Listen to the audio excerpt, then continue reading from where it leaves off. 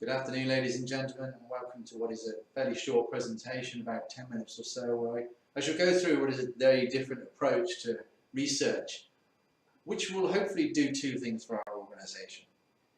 It will enable us to understand better the level of acceptance and perception to prefab the general public, and allow us as a business to potentially position ourselves as a thought leader in the prefab homes industry. The presentation will have three particular areas. First will be I'll introduce the project relevance to current affordable housing issues and how the project has evolved over the last couple of years or so to the current proposal. I'll talk briefly about different approaches taken to gaining insight and understanding what could be a specific barrier to the widespread uptake.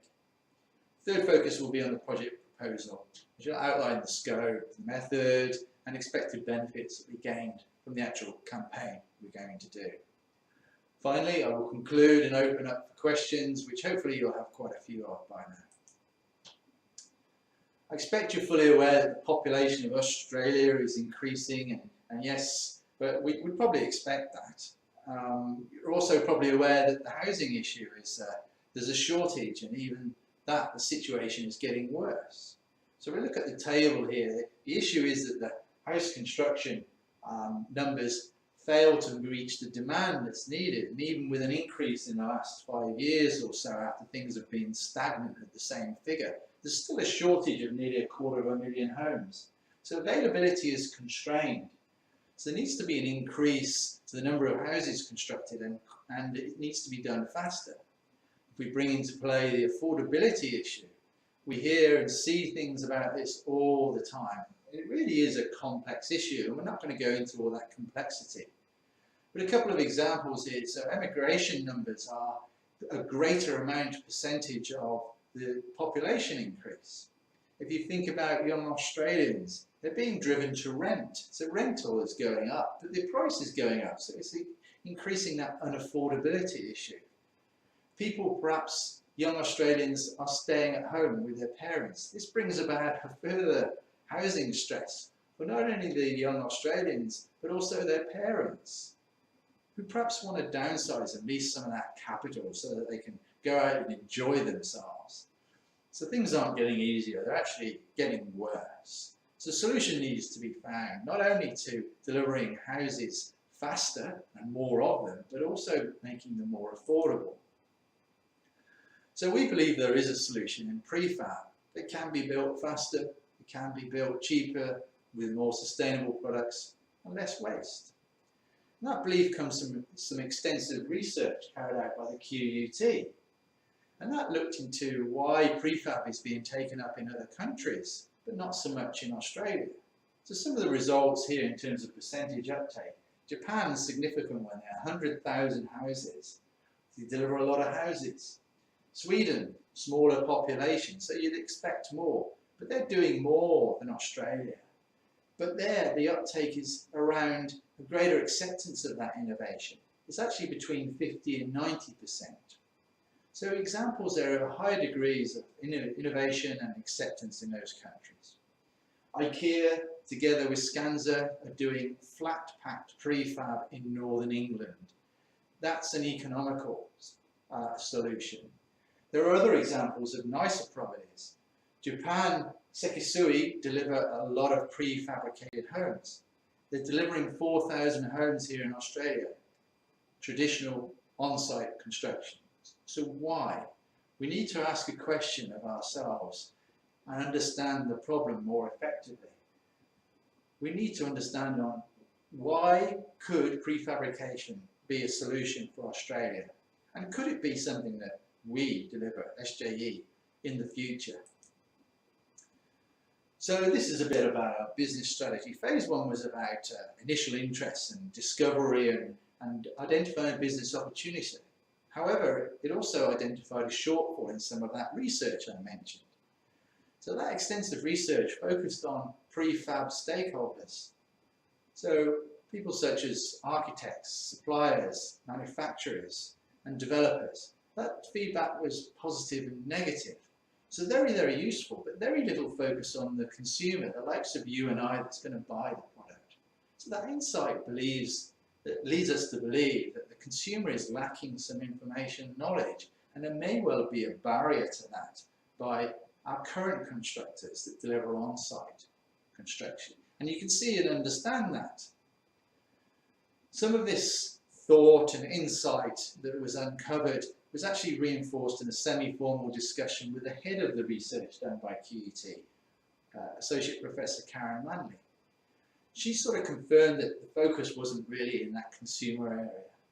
Some of the discussions I've had with people in my own network, yourselves included, lead me to believe that the awareness and understanding is low. So there's a theme there. The community needs to learn a lot more. And that's what phase 2 is about. It's about a structured approach to research to understand those perspectives and that shortfall. The call to action for us as a business to gain insight into the community's level of understanding and acceptance for innovation, and those approaches to prefab housing. So I mentioned the research was very different, and what I'm going to give you now is a little bit of the concept, and I'll talk about the method later. So when you start to think about how to engage with people and understand what people know, what they think, they're generally busy and shy away from all those traditional methods of research, surveys on the street, polls, emails. I know I do it myself. People are very busy, but people do have in-between downtime.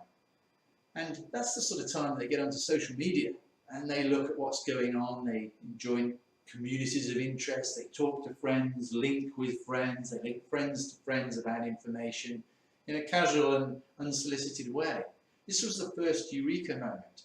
This was our way in. This is how we're going to get some information and find out what people are thinking. Quick reviews of Facebook reveal that there's 17 million active users here in Australia. We start to look at that demographic I briefly mentioned, and there's 7.7 active users. If only we could get 0.1% of those active users to think about affordable housing issues and start to discuss those, we'd have a good basis for a research project. So that's what we're going to do. That forms the basis of our scope. Our scope links the development of a Facebook social media community to a market research campaign. And what that will do will provide a social media campaign that will gain further insight into the community's level of acceptance of prefab.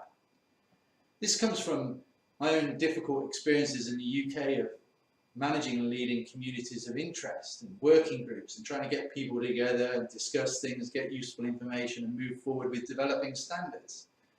Digital transformation in the form of social media and digital comms brings people together a lot more easily to be able to discuss, and we can pull information from that through various tools on Facebook, for example. There are some limitations and some constraints. It's not easy to do this sort of thing ourselves, so we need to engage a developer to put in place some of those rules and those boundaries and put the campaign plan together.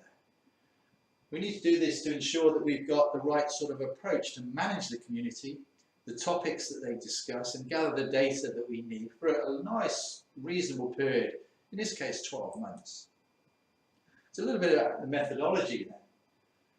So the methodology was the second research eureka moment. Really, it would be very unorganized and very unstructured and a little bit chaotic if we just let it run and tried to pull the data we could from it.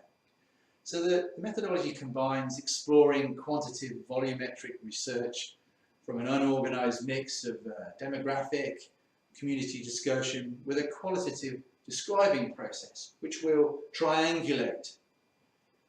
Initial discussion will be managed by myself with ad hoc input from yourselves and discussion topics from the closed working group, which is you guys.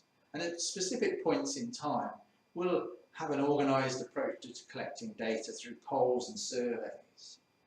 How and when this will all be done is part of the development we're going to do as a team today. So just summarising that, so data will be both quantitative and qualitative. And this we envisage will give us the information and through a triangulation process that will address some of the issues that we've identified in the problem. So what are the expected benefits for us for potential market entry? So I've talked a lot about the background and approach to research and data collection, but not really touched on those benefits. So that early insight identified that didn't focus, the research previously didn't focus on consumers' knowledge. So we will gain more insight into what the consumer is thinking. Regardless of the business opportunity, if we were to dive into that, we know that we would fail because we don't understand what the consumer is looking for. We will now understand their openness to innovation and change. What demographics, we can confirm the demographic we're looking at, that represent the target market. And more importantly, the potential aesthetics of a product and that the consumer would actually buy. So these specific areas of research are where our focus must be for this project. And by understanding all these consumer perceptions of prefab, will perhaps enable us to introduce an affordable, niche, prefabricated home product. So wrapping up, concluding, I've hopefully identified that affordable housing is no longer affordable for a large demographic. There is potentially a specific issue that we need to understand, and why communities are not driving a greater level of interest upwards into prefab, like in other countries. And we as a business have an opportunity here to increase the level of interest through being a thought leader that may lead on to us being a solution provider in the future. So at this point, I'd like to thank you for your time and your patience. I'm sure you're really keen to ask a lot of questions, and now is the time for you to do that. Thank you very much.